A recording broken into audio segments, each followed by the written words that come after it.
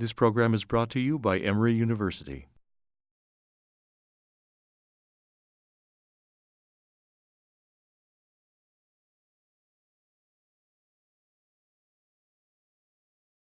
My name is Sita Ranchad-Nielsen, and I direct the Institute for Developing Nations here at Emory.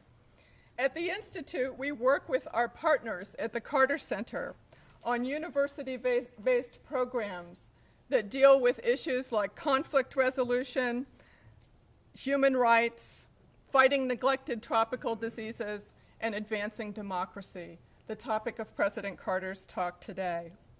I have asked Dr. James Laney, Emory's President Emeritus, to introduce President Carter today. Dr. Laney served as president of Emory during a period of tremendous growth and transformation, during which he established a strong vision for global education and engagement. It is fitting today that his legacy lives on in the James T. Laney School of Graduate Studies, where one of the priorities for graduate education is solving complex social problems and advancing public good on a global scale. It was during Dr. Laney's tenure as president that the Carter Center was founded in close partnership with Emory, and they have worked together ever since. Dr. Laney went on to serve as U.S. Ambassador to South Korea, an area of strategic importance for the United States government and of special interest to President Carter. Today, Dr. Laney serves as trustee emeritus at the Carter Center. It's truly an honor to have both President Carter and Dr. Laney here with us today. Indeed, it's an honor to be able to work in this unique space at Emory that these two leaders have created. I can think of no one better to introduce President Carter. So please join me in welcoming Dr. James Laney.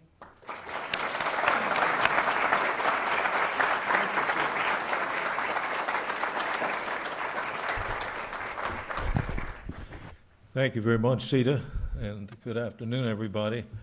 It's a great privilege and honor for me to present President Jimmy Carter to this audience this afternoon. Almost 30 years ago, I had the pleasure of inviting President Carter to become a distinguished professor at Emory University.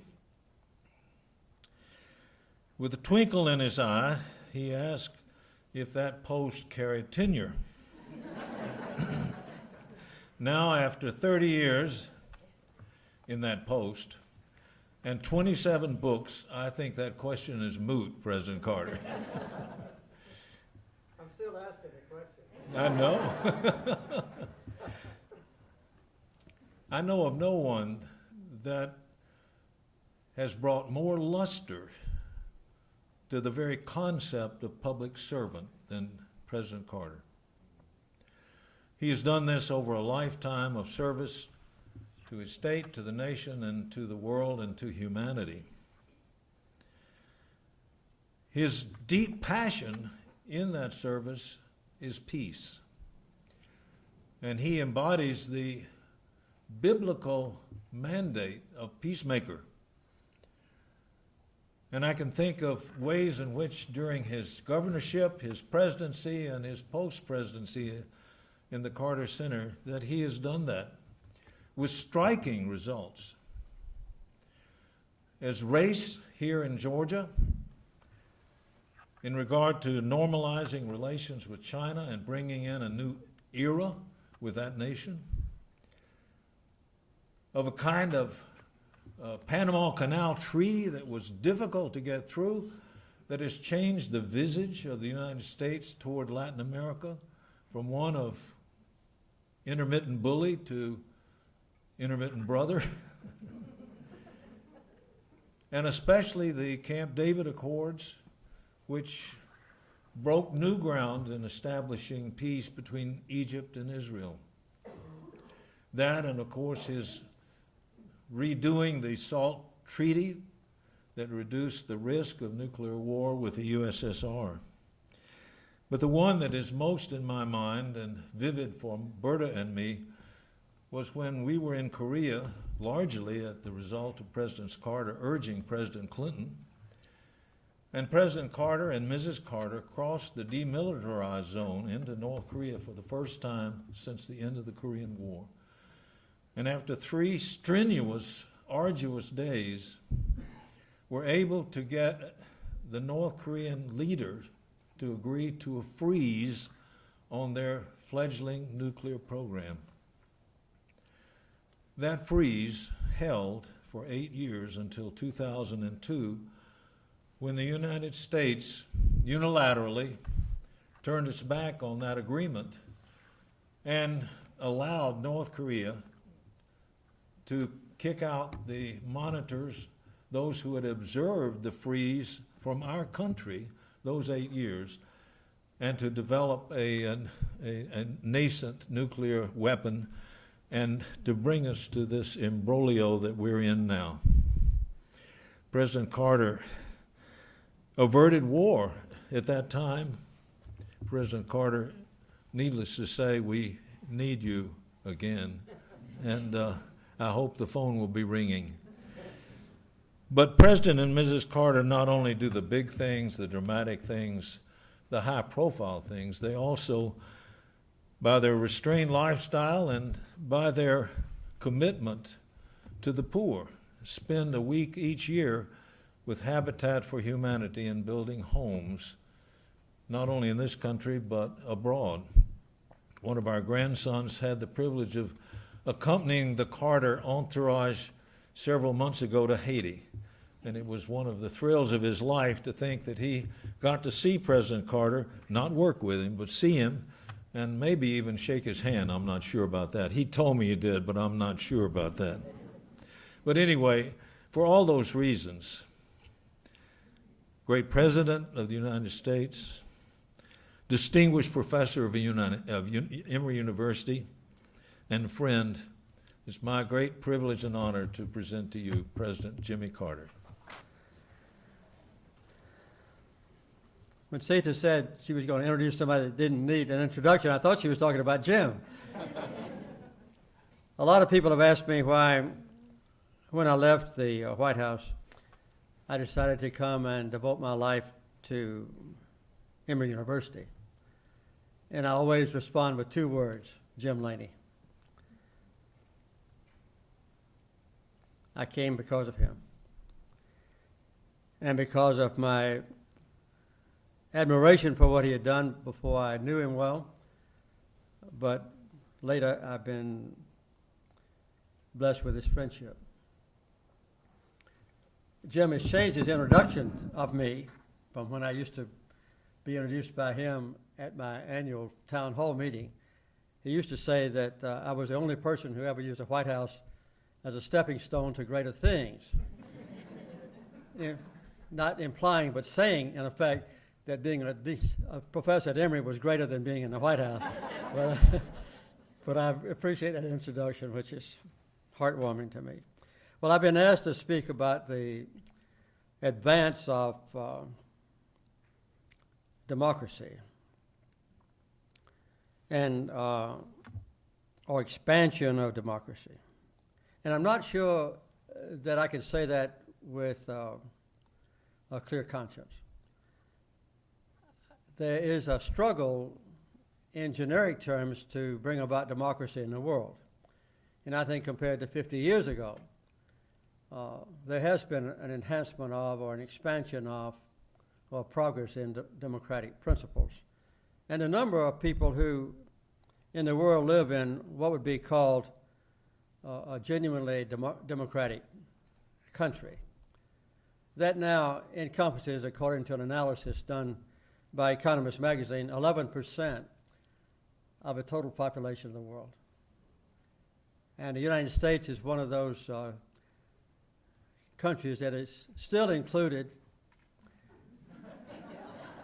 in advanced democracies.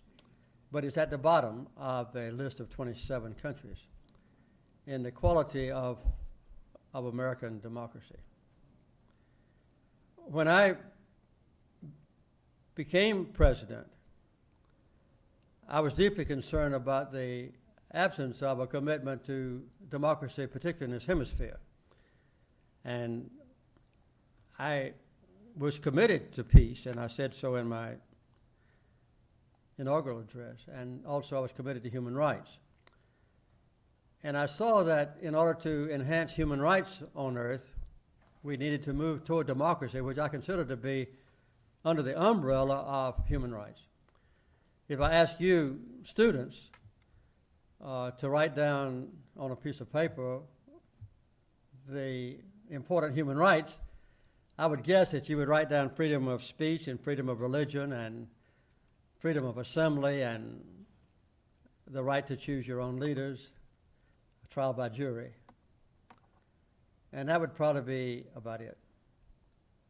But if I ask people in Sierra Leone or Mali or Burkina Faso or Haiti to write down the most preeminent human rights, it would probably lead with the right to live in peace, the right to have a decent home, the right to have food to eat, the right to have a chance for a job, the right to have some education or health care or self-respect or human dignity. So you have to look at the subject of human rights in a generic sense in a much more broad-based way when you go on a global tour than when you're just looking at our own privileged element of society within which we have been born and raised. And the fact that you are an Emory student and I'm a professor here shows that we are in the privileged, small, tiny group of people who live on earth. Well, democracy goes hand in hand with human rights. I had that as a kind of a personal theory when I became president. And I thought that my public announcement that human rights would be the foundation for our foreign policy was directly related to my desire to see democracy enhanced. And I was fairly familiar when I became president, based on my experience as governor and so forth, and in the Navy, with the absence of democracy in this hemisphere. As I looked south toward Latin America, for instance, almost every country in Latin America was a military dictatorship. If you look at Chile and Argentina and Ecuador and Peru and Brazil, Paraguay, and so forth, not counting the Central American countries, they were all military dictatorships. And the United States, which professed to be the leading democracy in this hemisphere, was nourishing those dictatorships. We were in bed with the dictators. And whenever there was a challenge to a dictatorial regime, which was quite abusive, quite often, from indigenous Indians or from black people who were descendants of former slaves or from very poor people, we branded those dissidents as communists. And we would even send in U.S. Marines and Army troops to defend our dictator friends from any challenge from their own citizens, many of whom were being persecuted by the incumbent leaders. So I wanted to make sure that they had basic human rights, and we interceded, not with military troops, but with the idea of human rights, with democracy being, I would say, an inevitable result of bringing about respect for human rights within a society. And over a period of 5, 6, 7, 8 years, every nation in South America is now a democracy. In fact, every nation in this hemisphere is now a democracy except Cuba. And that shows, to me at least, the interrelationship between a basic commitment to human rights and the advance of democracy. Sometimes the democracies are not thoroughly established, at least measured by American standards, but they are democracies and the people still vote. Well, we have continued that after I left the White House as a result of a democratic decision by the American people in 1980, prematurely, But I came back home, and thanks to Jim Laney, I found an opportunity to have, you might say, a second life. And it's been a very gratifying one at the Carter Center. We have maintained, I'd say, our effort to be a champion of human rights, a champion of democracy. I just came back a few days ago from Nepal and from Myanmar. And Nepal was formerly the only Hindu kingdom on earth with a very abusive king in Kathmandu. And after a long civil war orchestrated primarily by the Maoists, they have now started the process of becoming a democracy. They had an honest election, finally, in 2008. I was there twice in 2007, went back for 2008. David Carroll was there, who's here today. He's in charge of our program for democratization. And then we went from there, and they're going to have an election this year. And the Carter Center is there. You might be interested in the way the Carter Center works. I won't go into detail, it takes too long. But we have 32 people on our payroll in Nepal at this moment, all the way from Mount Everest down to the plains adjacent to India. And those 32 people work every day among different groups in that country to understand what the people want, what they desire, what their needs are, what their frustrations are, and the relationship between them and the 4 major political parties and some minor parties. So we try to immerse ourselves in a culture as much as we can before an election comes along. The election was originally scheduled for June. It's going to have to be postponed possibly to November. We'll be there. And we'll be doing the best we can to assure that when the people do go to the polls to vote, that the voters list is adequate and that the people have a chance to cast their decision at the ballot box without intimidation, and that the election results are tabulated correctly. And then sometimes we stay in a country after the election is over to make sure that the losers and the winners accept the results in an acceptable way. The losers are quite often dissatisfied, the winners are maybe overly proud, but they have to come together after the election is over. Well, that's going on, and we hope that we'll be there in Myanmar as well, which was Burma, as you know, formerly. And we see there a very stirring move toward democracy, not done because of the Carter Center, but because they had an election 2 years ago, and a general was elected who wasn't expected to do much, but he's turned out to be surprisingly progressive. He's tried to heal the wounds of a long-term military oppressive dictatorship, and in 2015 now they'll have an election in Myanmar, and we expect the Carter Center to be there. And we've built up a reputation over a period of the last almost 30 years of observing elections in such a way that people now, when they have a troubled election ahead of them, either the first move from a dictatorship to a democracy, that they call on us. And sometimes there is an incumbent democracy, so-called, where the ruling party becomes so dominant that the opposing parties are reluctant even to participate in the contest because they don't think they'll be treated fairly, and sometimes we respond to their plea that we come in to assure that the election is honest and fair and free and safe. So we've expanded our operations since we first started our effort. We first went into Nicaragua, and those of you who study history, modern history, or you're not quite old enough to remember, under President Reagan, there was a so-called Contra War orchestrated, typical of the past. When George H.W. Bush came into office, he wanted to end the Contra War. We wanted to go in and help with the democratic process, so we participated in that election. Gerald Ford, former president, went with me as a co-partner, and we monitored that election. And it was an honest and fair election. The Sandinistas were expected to win. They lost. And after we stayed there and negotiated for a couple of days, they agreed to accept the results of the election and step down. And that was the end of the Contra War, basically. So we not only brought about a new democracy to a country, but also to end the war. We went back later to Panama, which was our second effort.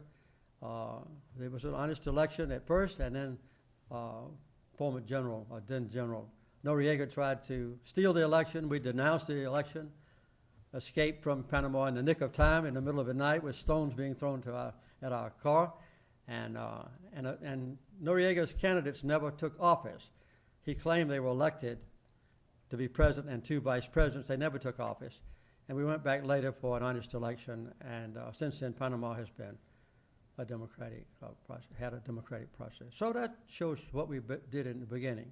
Since then we've expanded to other parts of the world, then to Africa with Zambia and so forth, and then later we went to Asia to participate in the first democratic election that Indonesia had. That's the largest Muslim country on earth by far. They had had 50 years of oppressive dictatorships. We were there for their first experiment with democracy. They had 48 different political parties, I remember, and it was an indirect election where they chose the members of the parliament, and the parliament elected a president. And the next time we went back 5 years later, they had a direct election for president. And since then, Indonesia's become a pretty stable democracy. More recently, we've been in Africa quite a lot. Our last election was last month in March in Kenya. The election before that, we were not there, and there were about 4,000 people who were killed in the aftermath of a disputed election. We decided to go there this time to monitor the election. John Strimlaw was there representing the Carter Center. We had a former president from Zambia who was his co-partner, and the election was honest, fair, safe, and was accepted by both the winners and losers after an appeal was made to the judiciary. So that's how far we have come in our process. We have, as I said, I think the Kenya election was our 94th election in all. And every one of those has been because there was a problem. And we require very high standards before we go into a country to monitor or observe the election. They have to have a central election commission. Every candidate has to have fairly equal chance to have their views presented through public radio and television and so forth. And this is, and the parties have to be represented fairly well in the election commission, and there has to be an adequate voters list and so forth. So we have standards to meet, and if the countries don't meet our standards, sometimes flexible standards, then we don't participate. As you may know, Venezuela had an election last Sunday. We had some Carter Center people there, a small group, and also a former president of Panama participated on behalf of the Carter Center. And the report that we've had from our people, you might be interested in knowing, as a newsworthy item. They think the election was honest and fair and free, with except that is the voting part. But sometimes in the United States and in Venezuela and other countries, the incumbent president who's running for re-election has a great deal of advantages to be derived from being the incumbent. I did when I was president and ran for re-election.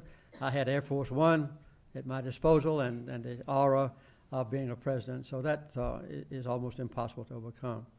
We have seen some advances throughout the world in democratic principles. I think that if you are interested in the details of it, I would say that The Economist magazine has the best analysis of which countries are now have a fairly good democracy, which ones have a partial or faulted democracy, and which ones still have a totalitarian government. And they are divided pretty equally between those last two, with about 35% each. So we have a long way to go. Let me turn briefly to the United States before I answer some questions from you. The United States has gone downhill dramatically in the last 25 or 20 years. And we have now got a democracy that should make no American proud. It's a democracy that is heavily faulted, primarily, I would say, by the massive infusion of money into the political campaign process.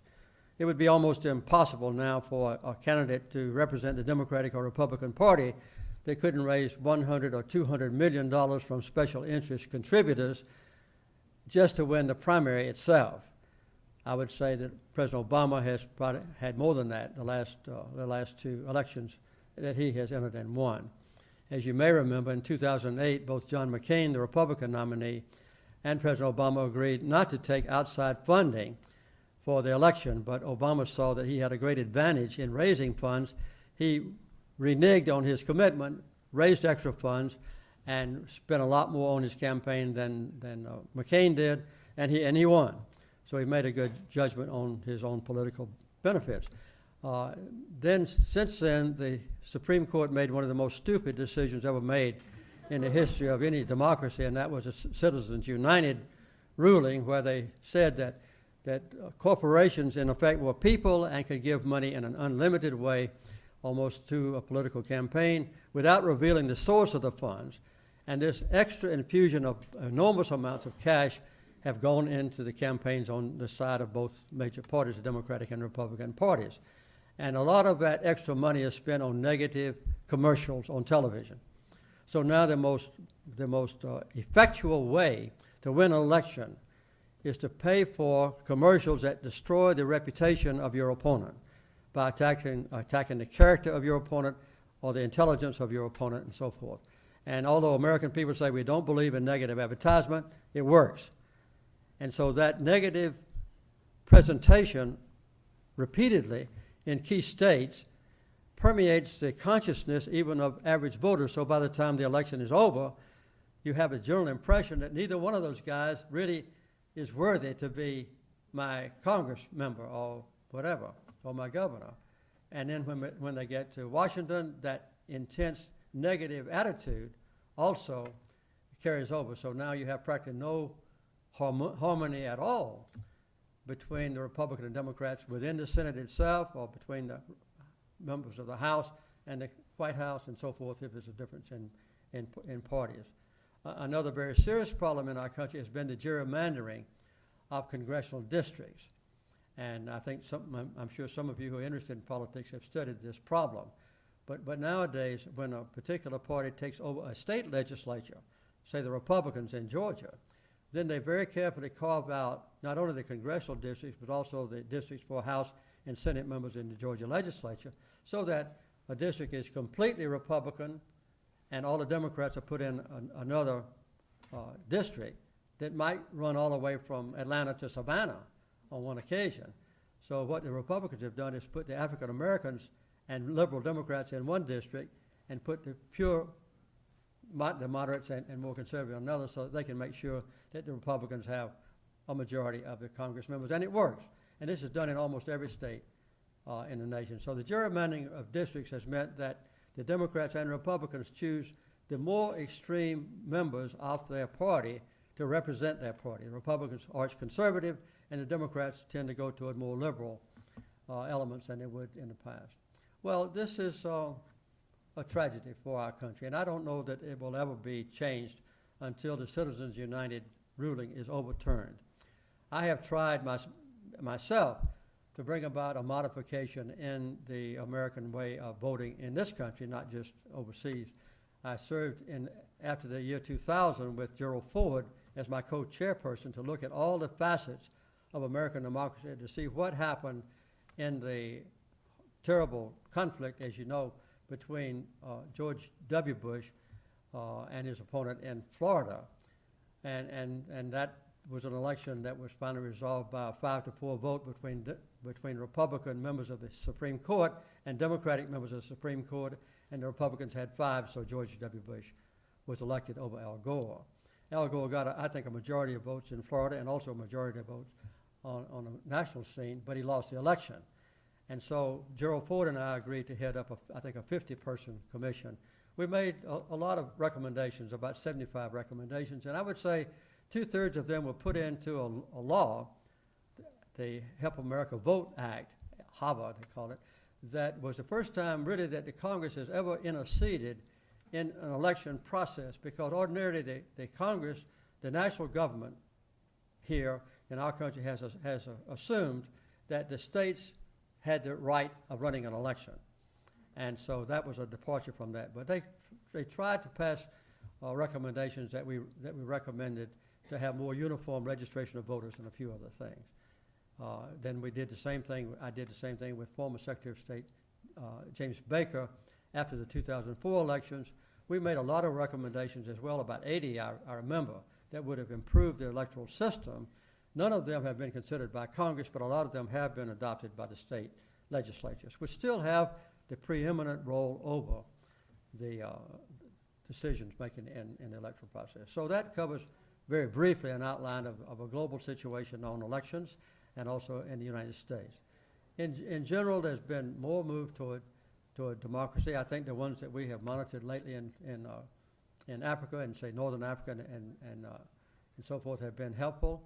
We did the election in, as I've already mentioned, in Kenya. We did the election in Tunisia. We did the election in Libya. We're still doing the election in Egypt, in Ivory Coast or Côte d'Ivoire, and in other nations like Guinea.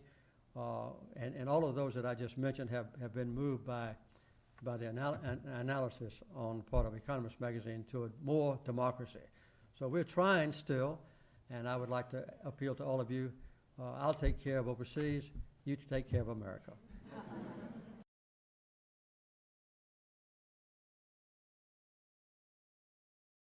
The preceding program is copyrighted by Emory University.